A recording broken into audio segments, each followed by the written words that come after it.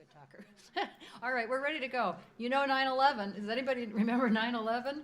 Oh, we're going to hear about it today. Mr. Condit.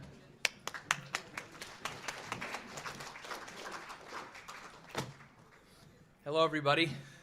Judith, I was only like 2 or 3 minutes late, okay? Now, you know, we come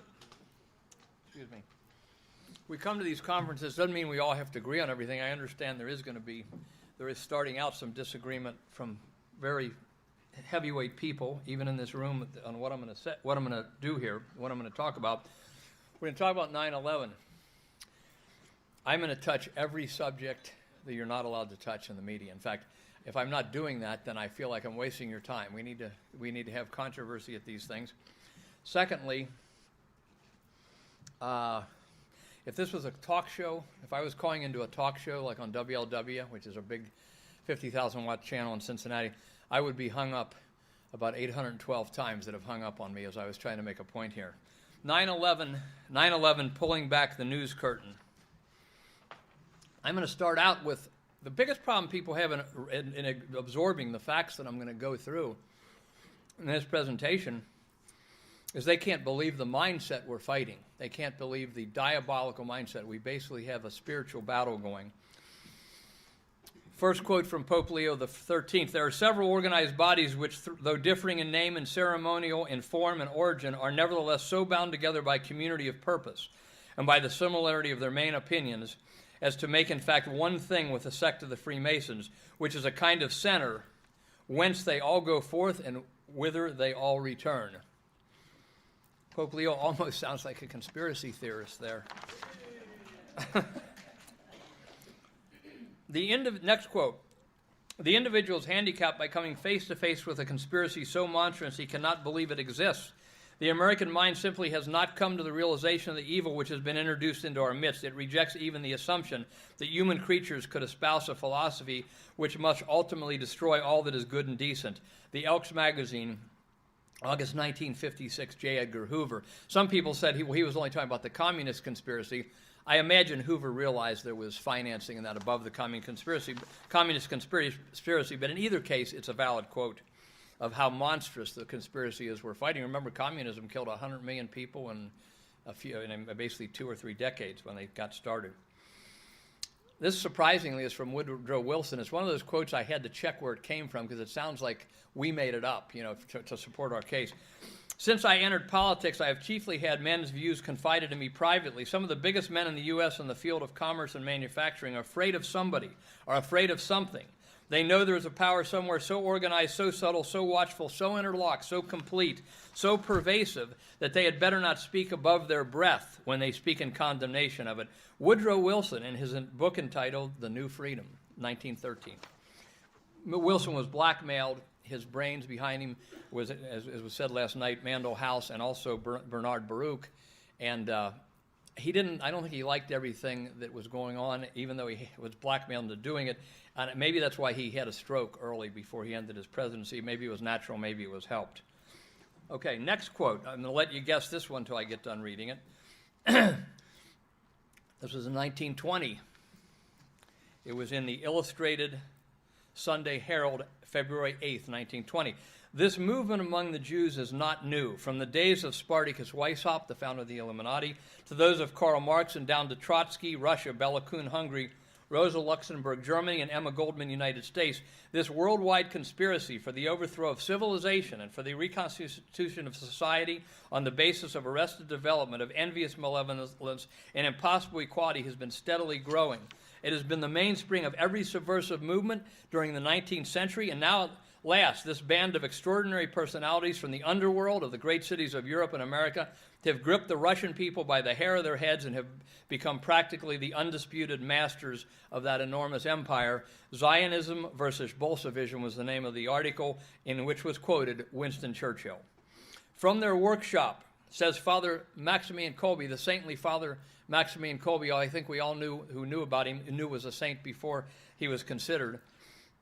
He says, from their workshop, the Freemasons, that is, from their workshop emerged the French Revolution and a whole series of revolutions from 1789 to 1815, and also the World Wars.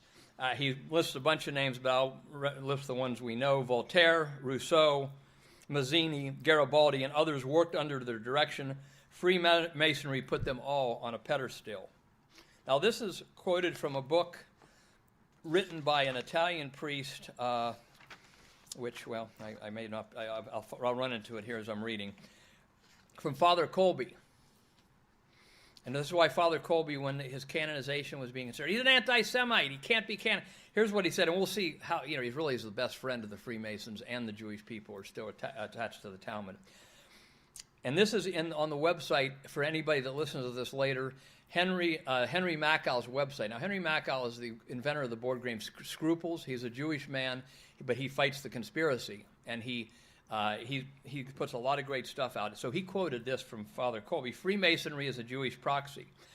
When we say Jewish, we're always talking the top crime syndicate. Okay, and let me say this. I'm 1/4 Sicilian. Let me put this in perspective. I'm 1/4 Sicilian, and I'm dealing with this from a theological, Catholic social teaching point of view. Every organization doesn't deal with this stuff in that way. That's okay.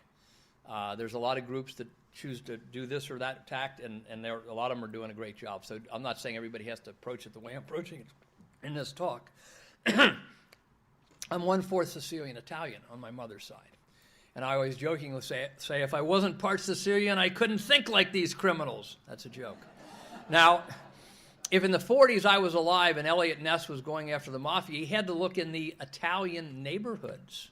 He couldn't go to the Irish neighborhoods, Fran Griffin, or he couldn't go to the German neighborhoods, because that's where the mafia was headquartered. If I was back then and you heard me say, "How dare you attack my Italian heritage?" I would think, you should think one of two things. He's deranged, or two, he's part of the mafia. Some people are just brainwashed. So when we're talking about the top part of the conspiracy, if you will, that is the Jewish part of it, we're talking about the crime syndicate, not about the people that are walking in Cincinnati right now into Izzy's Deli. In fact, I tell people I eat at Izzy's Deli once or twice, once every month or two, so I can't be anti-Semitic. Okay, now, here's what Father Kolbe said. Freemasonry is an association formed for the most part of Jews. The spirit of Freemasonry is certainly Jewish. The connections between Freemasonry and Judaism are much more intimate than you might think. The spirit of Freemasonry is that of Judaism in its most fundamental beliefs. Its ideas are Judaic. Its language is Jewish. Its organization is almost Jewish. Father Maximilian Kolbe. This is from Father Kolbe Against Freemasonry by Father Antonio Damondo. I think it came out recently, and Henry Mackall is always scanning for every interesting thing he can find.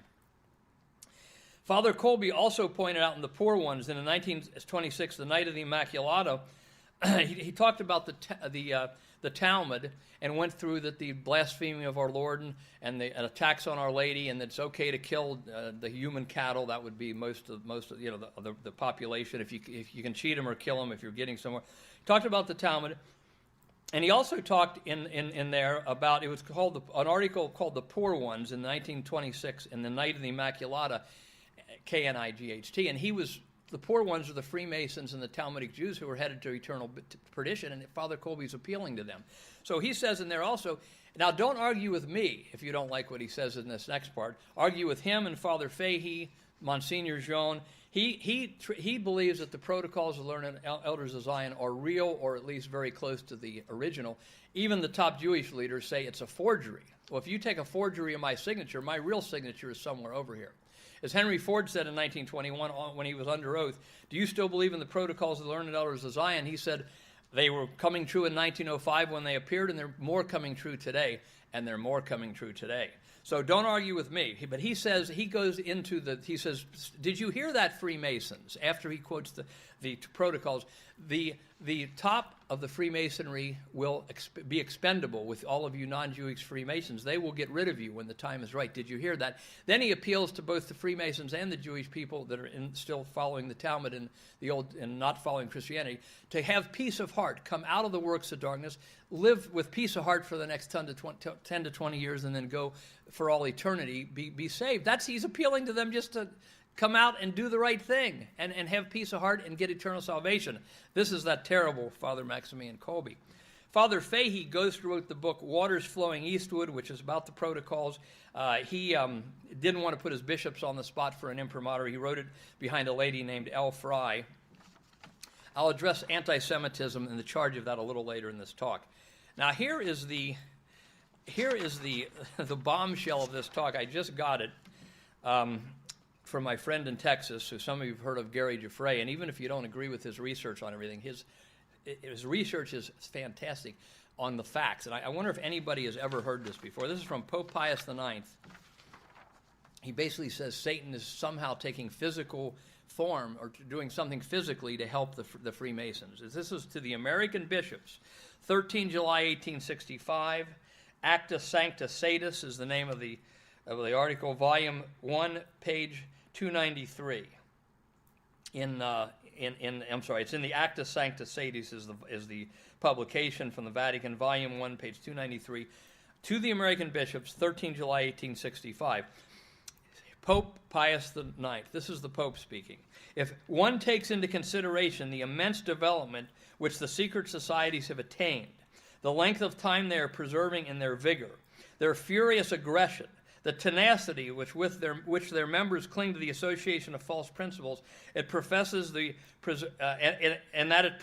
Freemasonry professes the preserving mutual cooperation of so many different types of men in the promotion of evil, one can hardly deny that the supreme architect of these associations, seeing the cause must be proportional to the effect, can be none other than he who in the sacred writings is styled the Prince of the world, and that Satan himself, even by his physical cooperation, directs and inspires at least the leaders of these bodies physically cooperating with them.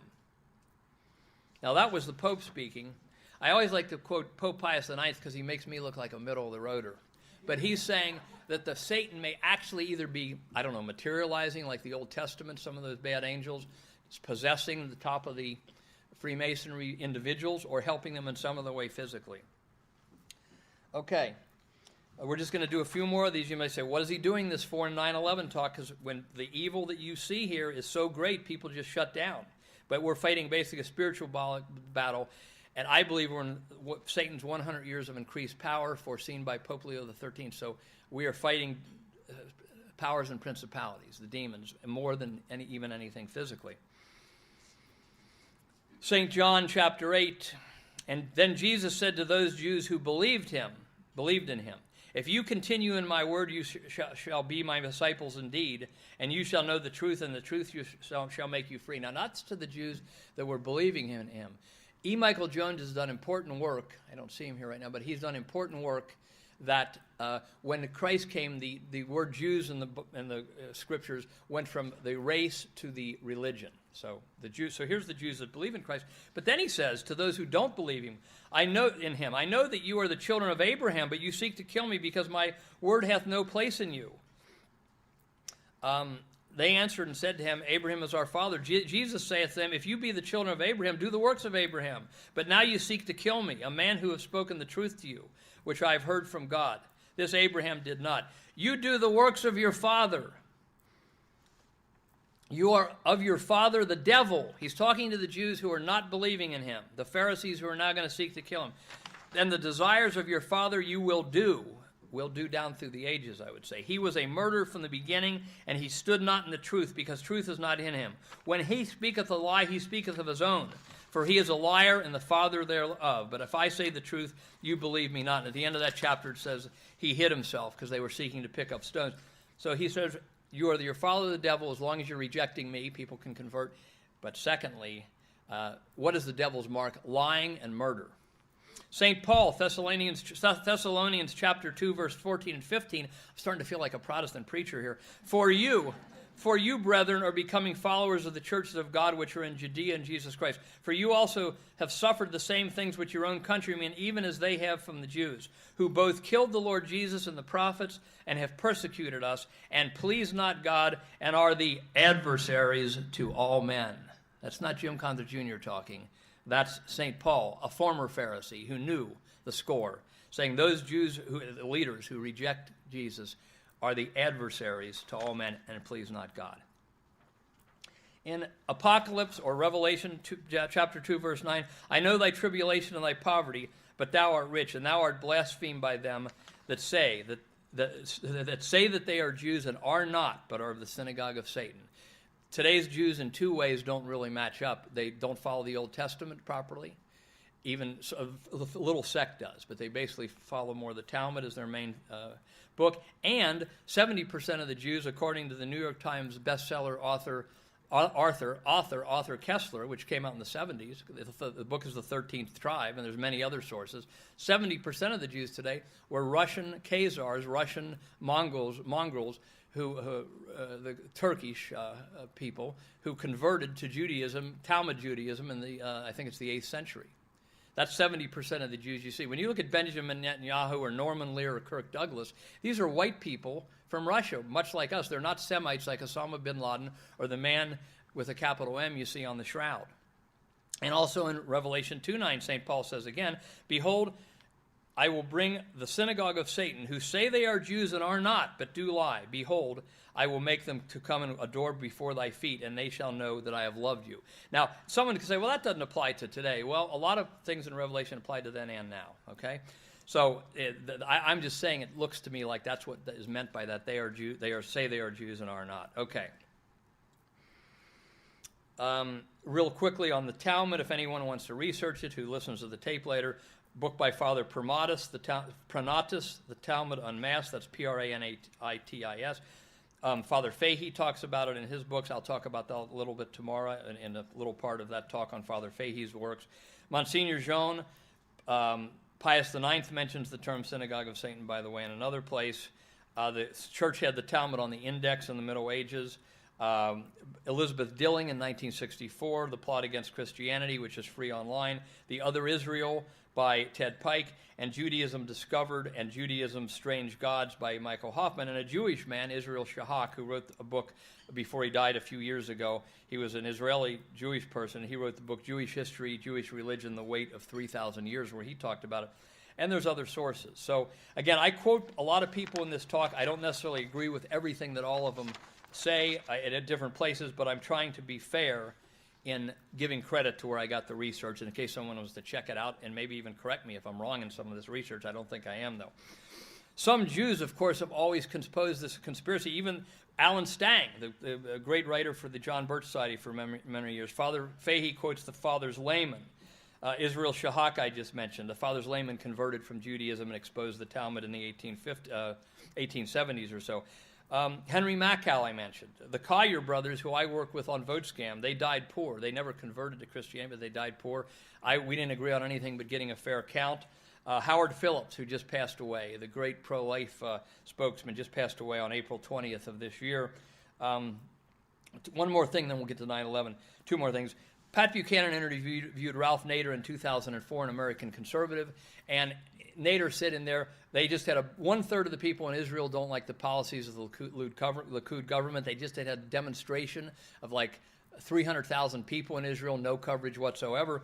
And in, I think it was 2002, 25,000 rabbis in their black hats and beards and marched past CBS, NBC, ABC, and CNN in New York City, protesting some of the policies of Israel against the Palestinians, right past the news stations.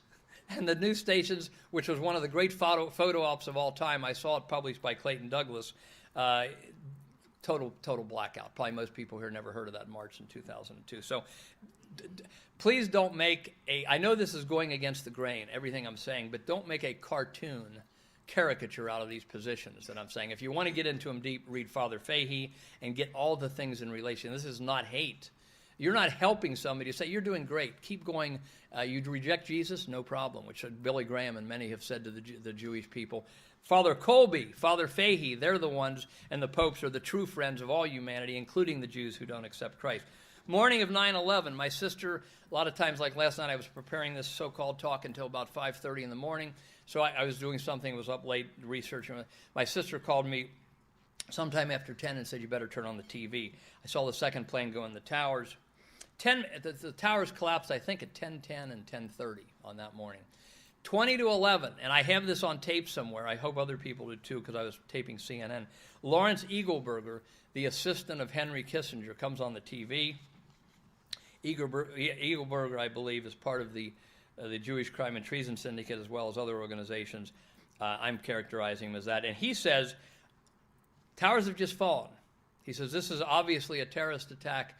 Americans are going to have to understand that we're going to be at war for 50 years in the Middle East, and Americans are going to have to start giving up their freedoms for security. 10 minutes after. So I thought at that time, boy, they're really, as the kids say, they're working this thing. They were waiting for an event like this to try to get us in perpetual war, and secondly, to start the police state, which we see they're not getting as far as they want, but here we see it coming all the way. It's okay to monitor all your stuff, and you're going to have to, they're going to have to be feeling your body whenever you go in the planes, and they want to expand that to other places. Now, as far as a document of smoking gun, in 1997, all of these folks, which I'm going to detail, they're all, so many of them, 50% plus, is from what I call the Jewish Crime and Treason Syndicate, put out a document called the New Pearl Harbor, a document called Project for the New American Century. You've probably heard of that. And in that document, they said, to get America jump-started to the next phase, we need a new Pearl Harbor. And you'll hear that over and over again. In Time magazine, they quoted it, I think it was the week before 9/11, and this is quoted in many places, absent some catastrophic and catalyzing event like a new Pearl Harbor, quote unquote, they will not be able to get their plans for the new American century, okay? So I got calls from around the country of people that follow all this stuff, the conspiracy people, both sane and insane, that I'm friends with a lot of them, and they all said, many of them were saying, this is an inside job. This has to be an inside job. So I said, how do you hire a CIA agent or a Mossad agent to crash into the planes and commit suicide? I said, no, you can't be. It's got to be the Arabs who are willing to commit suicide. And then on October 6, 2001, in my email box from Carol Valentine, who's one of the great researchers on many things, I got an email called Operation 9/11, No Suicide Pilots. And I'll quote a little bit here. There were no suicide pilots on these September 11th jets. The jets were controlled by advanced robotics and remote control technology, not hijackers. Judith, how much time has elapsed? Can somebody tell me that? What time is it? What is it? Okay, boy, I hope I can get through this. Okay, robot planes, and so I thought, gee, we have remote control planes. She produced an article from Britain's International Television News, which supports their on-air news, I think, called "Robot Planes Fly Pacific Unmanned." And she had on April 24th, 2001, a commercial jetliner flew from Edwards Air Force Base in San Francisco to Australia. 26 hours, no pilot, no passengers, all remote control. So right there we have proof. 5 months, 6 months before 9/11, we can fly commercial airliners by remote control. Australian Global Hawk is the name of one of these technologies. Manager Rod Smith from the Edwards Air Force Base to Royal Australian Air Force Base in Edinburgh, South Australia, he confirmed that this flight took place. It's in the Guinness Book of World Records. Dr. Brendan Nelson, Australia's Parliamentary Secretary of the Ministry of Defence and Australia's Defence Science and Technology Organisation, confirmed it. Jane's Aerospace on October 8th, a month after 9/11, said the first Global Hawk remote control, Global Hawk jets, or whatever you call them, unmanned aircraft, were operating in Afghanistan. On February 28th, 1998, Global Hawk aircraft, that's 3 years before 9/11, was first flown at Edwards Air Force Base. U.S. Air Force General Dynamics F-116 Delta Dart fighter aircraft configured to be remotely flown, was remotely flown by U.S. military as far back as 1959 under the auspices of a program called SAGE, S-A-G-E. Drones were flying reconnaissance missions off the coast of Florida and the Gulf right after 9/11. We all heard that. Your car, I got to rent a car. I can open and lock my car from across the way. That's remote control. Don't they control the spacecraft that go to Mars by remote control? How else is that controlled? 30,000 drones are being built, according to the Homeland Security, 10 for each county to fly over and spy on us and maybe shoot somebody's house out. They'll say, oh, he was talking to Al-Qaeda, and the neighbors will say, gosh, he seemed like such a nice guy. But so there's no question, like there was on 9/11, do we have remote control? And who has ties to remote control technology?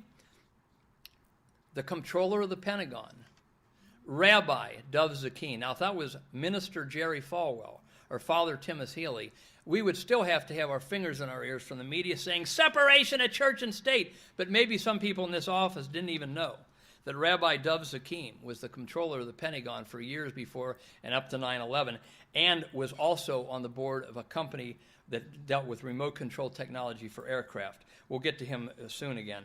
And Israel has expertise in unmanned aircraft, as is advertised on several companies I'll name, although other non-Israeli companies do too.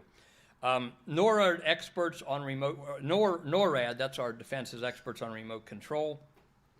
Carol Valentine says, yes, Norwood triggermen, they were in the position to do it. Traitors may have guided the suicide jets on September 11th.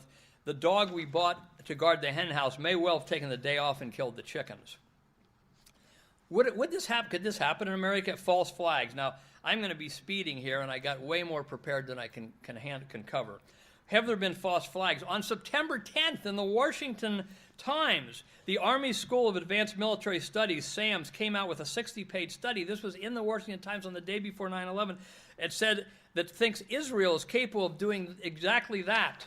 On September 10th, the Washington Times ran a front-page story which quoted the SAMS officers of the Mossad.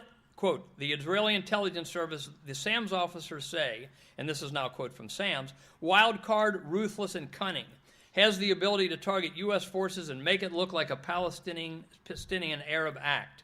And this is the article, U.S. troops would enforce peace under Army study, Washington Times, September 10th, 2001, page A19. Just 24 hours after the story appeared, the Pentagon was hit. Their part of the Pentagon was hit.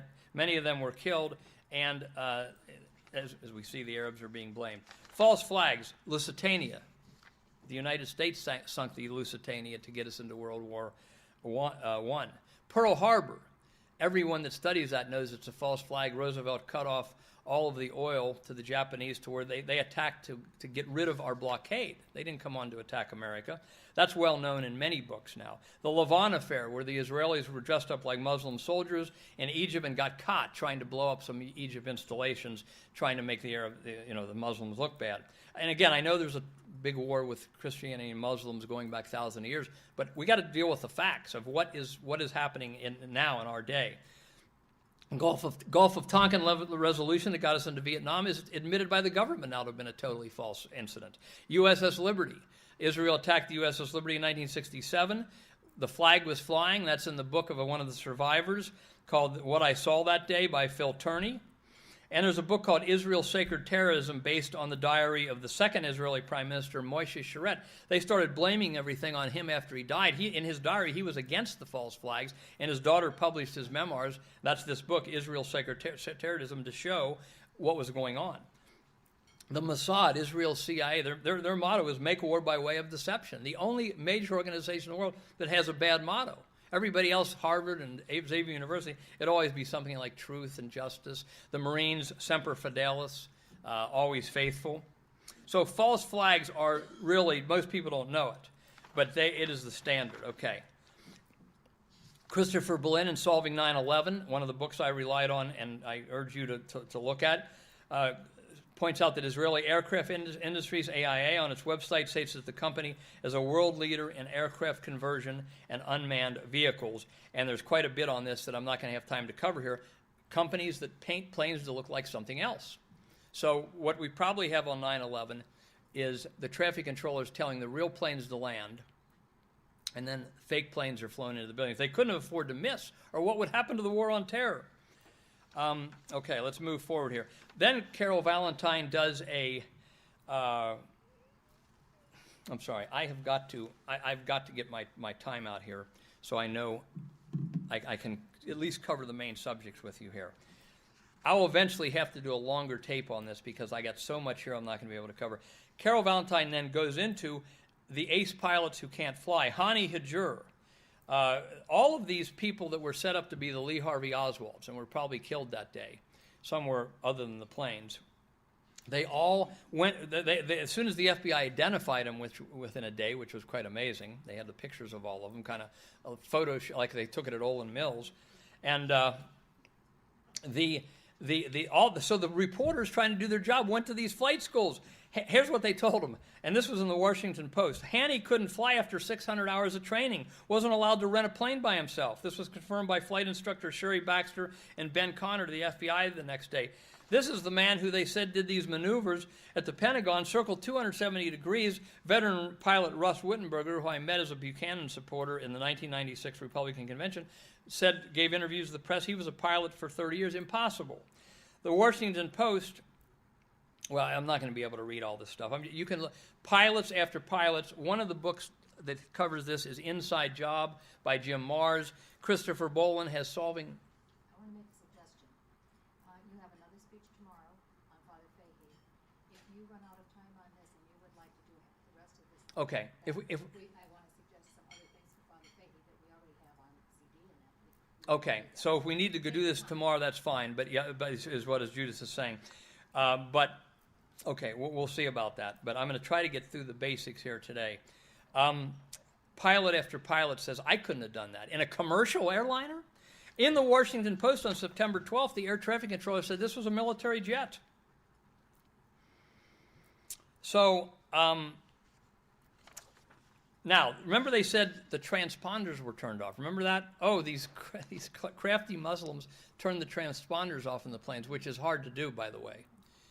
You mean we're depending, if the Russians attack us, that they're going to leave their transponders on? No, we have aircraft, radar, obviously, that can pick up objects that don't have any transponders on. So that was, the usual, bunch of baloney. Okay, now we're going to skip over a mountain of information here. Just trust me that in these books and on Carol Valentine's website, public-action.com, the quotes from the major media on how none of these pilots could even fly. They wouldn't even let them fly alone, the so-called aces. Let's move on to the next subject that I want to what Carol Valentine says is, but the masterminds would not need competent pilots if they had Global Hawk technology, if they could fly the planes by remote control. Daniel Hopsicker, former CBS guy who defected to the truthers on everything, did a video called Muhammad Atta and the Venus Flying Circus. Muhammad Atta and the Venus Flying Circus. And he demonstrated, among other things, that the hijackers were drunk and at strip bars the night before the event, and they obviously weren't devout Muslims. They were being probably paid by the CIA to be the Lee Harvey Oswald patsies of this thing. So you don't do that if you're going on. You got to fly a plane, and when you can't even fly a plane, you're not going to get drunk and be carousing. Airport security. Remember the videos of the airports? Something else first. Solving 9/11 and other sources have that all of the airports were run by former Israeli security people. Securicom was one, which oversaw the security not only at the World Trade Center, but at Dulles International Airport and United Airlines. The other company that had the passenger check-in was ICTS. And Christopher Bolin, in his book, Solving 9/11, goes into too much detail on all these Israeli operatives and their 30-year history of being with the Mossad and so forth, because I think he wants to say, hey, I didn't just pick some Jewish guy's name out of the phone book. With regard to the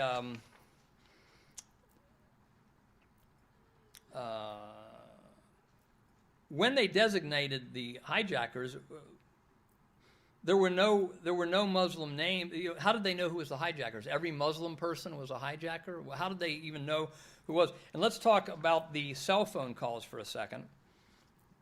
The cell phone calls were all fake. You can't call from a cell phone when you're above 5,000 feet. They claim Barbara Olson was 30,000 feet up, the reporter, wife of Ted Olson, when she called her husband at the Pentagon.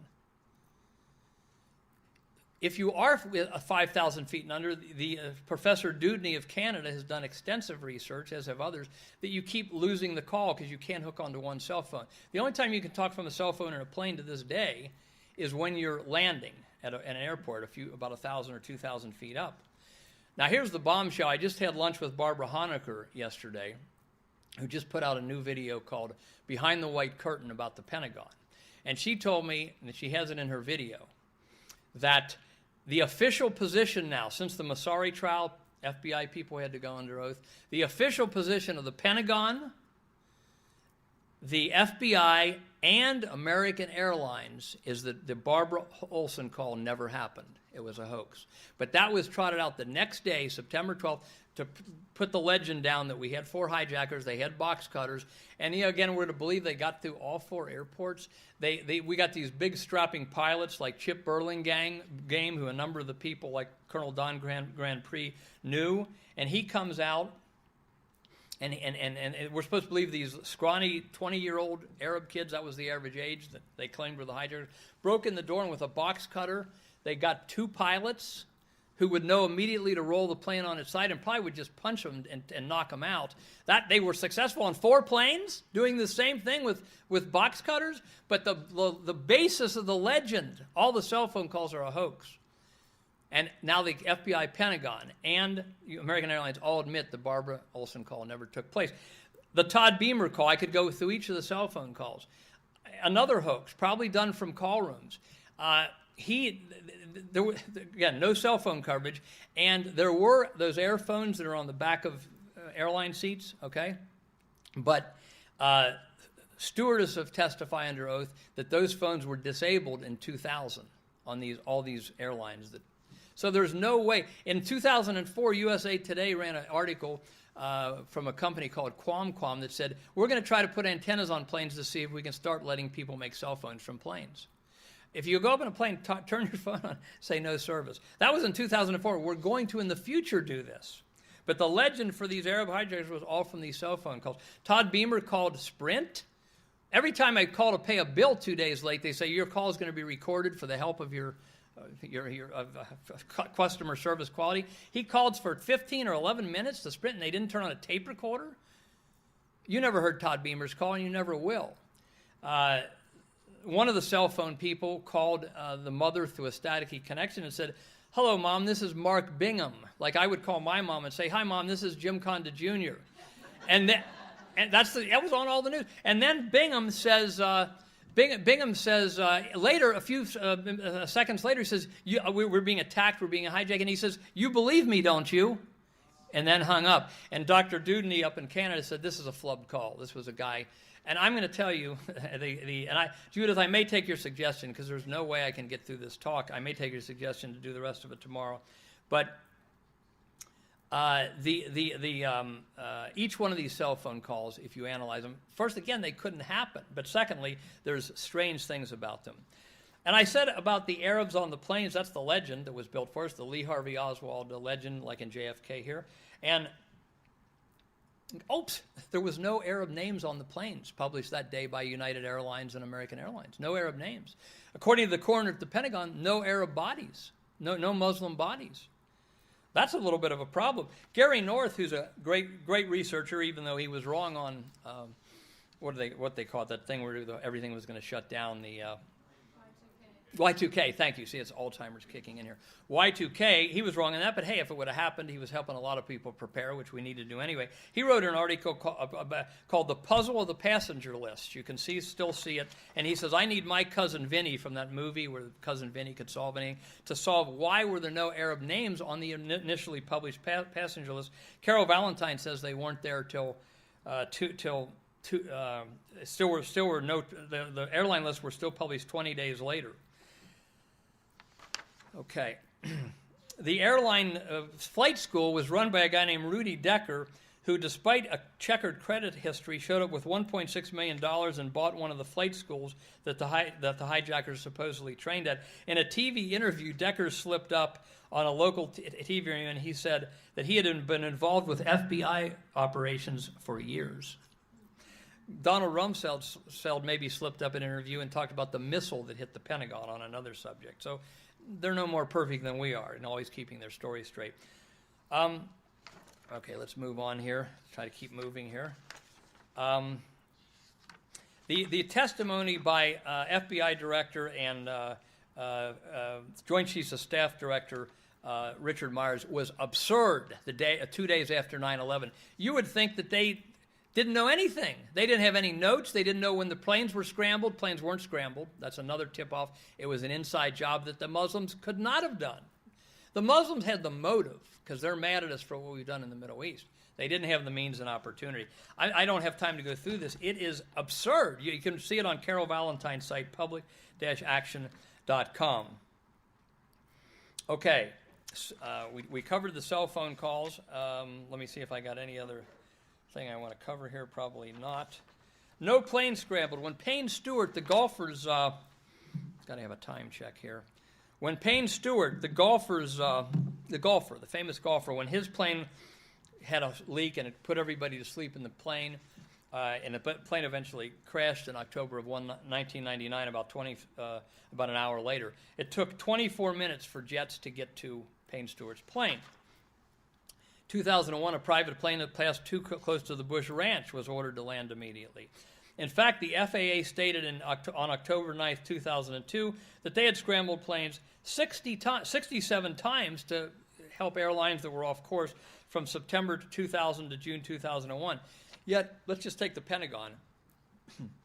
They took 24 minutes to get Payne Stewart's plane flying over Kansas. We knew we were under attack at 9:15. No planes were scrambled to protect the Pentagon until 20 to 10. That's an hour and a half later. And Andrews Air Force Base, if I got the name right, is 10 minutes away. No planes went up when they do it every other time just like that. Norman Mineta, now this isn't the National Enquirer, this is in major news media. Norman Mineta, the Secretary of Transportation, said before, I guess he wasn't in on it, that a young soldier kept coming into Dick Cheney in the White House and saying the plane is headed for the Pentagon or D.C., is 50 miles out, 40 miles out, comes back a few minutes later, 20 miles out, 10 miles out, and he says to Vice President Cheney, do the orders still stand not to shoot down? Cheney whips his head around, according to Norman Mineta, the Secretary of Transportation, and says, have you heard anything to the contrary? Of course the orders still stand. The PNAC group was making sure this attack happened. The Pentagon's the most photographed building in the world and the most protected building in the world with anti-aircraft on the building. They couldn't get up a plane. They couldn't do anything to stop whatever it was from hitting the Pentagon. That right there alone shows you that this is an inside job. At least it comes very close to doing that, if that were the only fact that we knew.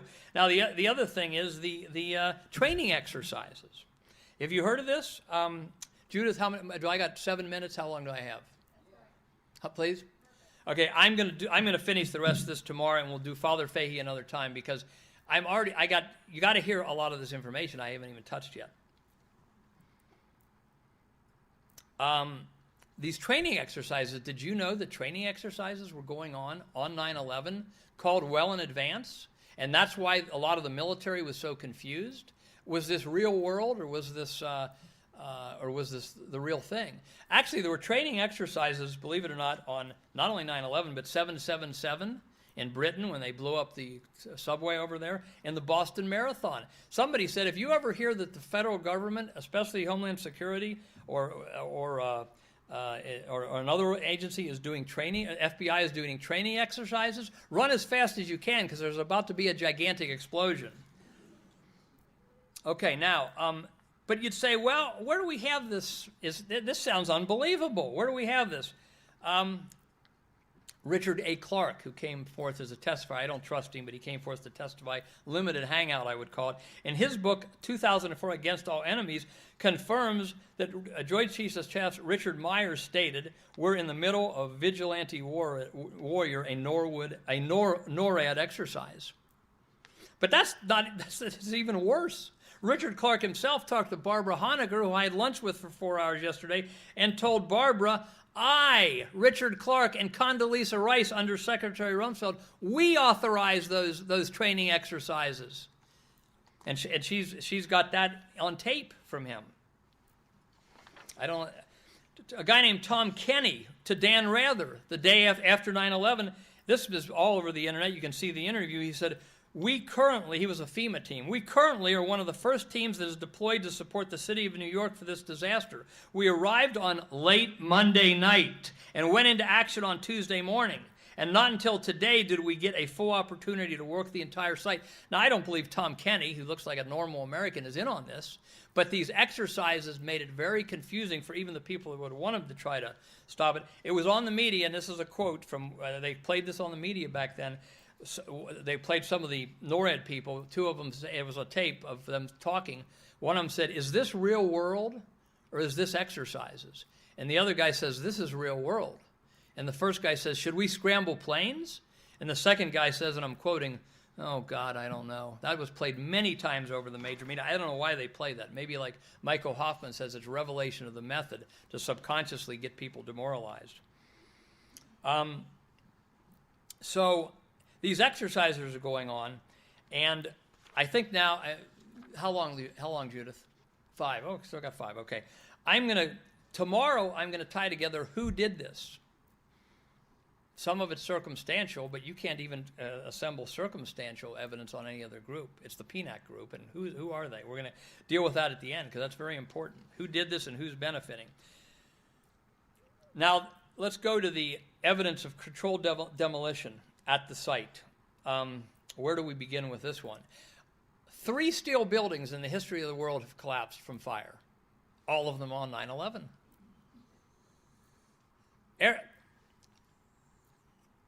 How many here, let me just see a show of hands. You can take the Fifth Amendment and not participate, but show of hands. How many know that World Trade Building 7 collapsed 8 hours after the attack? But maybe almost everybody, but not everybody. 8 hours after the attack. Now, the planes hit the towers at 9, they collapsed by 10:30. And we're all told, well, that's because the planes hit them and the kerosene. We'll get into that tomorrow. Absolutely absurd and impossible, as you'll see from expert after expert. But 8 hours later, Building 7, which was about 6 or 7 or 10 stories, I can't remember. 47, thank you, 47 stories, collapsed at 5:30. No plane had hit it. It looked like the other buildings, like a controlled demolition. Alex Jones, again, I don't stand shoulder to shoulder with all these people and everything. He shows it. And he shows other controlled demolitions. It's a controlled demolition. Dan Rather said about the towers on CBS, he wanted to make sure he didn't get fired that day, so he said, "I want to wait for the official word, but that looks exactly like a controlled demolition when the building came down." So even the FEMA report and the 9/11 Commission report, which was every bit as good as the Warren Commission, they came forward and said, we don't have any explanation for why Building 7. To this day, there's no explanation. Eric Hufschmed, who did a tremendous, I've had my differences with him too, but he did a tremendous tape called Painful Questions, and a videotape. It was a book and a videotape. And he said, if you can drop buildings by fire, I'm going to start a new company. And when they want to have a building demolished, we're going to go and start a fire and stand back, and we'll do it for like $100. Instead of them paying millions of dollars for these people to wire these buildings. He said, anybody want to invest in my company? That's a great observation. There's no way. And besides, in 9/11, the guy who bought the buildings 6 months before, Larry Silverstein, good friend of Rupert Murdoch and Benjamin Netanyahu, in a PBS thing, I think God gives us these gifts, said, oh, there was so much loss of life, I gave the order to the fire department, or I agreed with them that we needed to pull it. Building 7, 47 stories. Pull it is the demolition derby, the demolition people's term for pulling the building down. You hit the explosives, all the charges go off, and the building comes down. Larry Silverstein said he was going to pull it. Now, there's one problem with that. When did you wire the building, Larry Silverstein? That takes days and days to wire a building for a controlled demolition. If you gave it 8 hours after the tower said, I thought you didn't know the tower hit. When did you wire this building so you could pull it? And it looks like a controlled demolition. The amount of people that say, I want to say for general, 1 minute, okay. Can we do this like when God and someone is dying and 1 minute seems like an hour? Could we do? No, I'm just kidding. 1 minute. I'll say 1 minute. 9/11 Mysteries, and I'll hold all these things up tomorrow, is a tremendous video done by Sophia Shofquat. She uses the internet's name, Sophia Smallstorm. It's all on the controlled demolitions. I gave Bill Cunningham, some of you may have heard of, talk show host in Cincinnati who syndicated, is now doing a sleazy Jerry Springer type show. When he was forced to have Beyond Equal Time when I was running for Congress, I gave him that on the air. I said, Bill, nobody can watch this and still believe the official story. So 9/11 is Mysteries by Sophia is tremendous, and she goes witness after witness. We're going to quote Kevin Ryan from the Underwriters Laboratory, who was fired. Fire could not melt a steel building in the way that happened on 9/11, not even close. Okay, we'll finish this tomorrow, and this is really one of my great misestimates of all time of how long my speech would take. But thank you very much for your attention.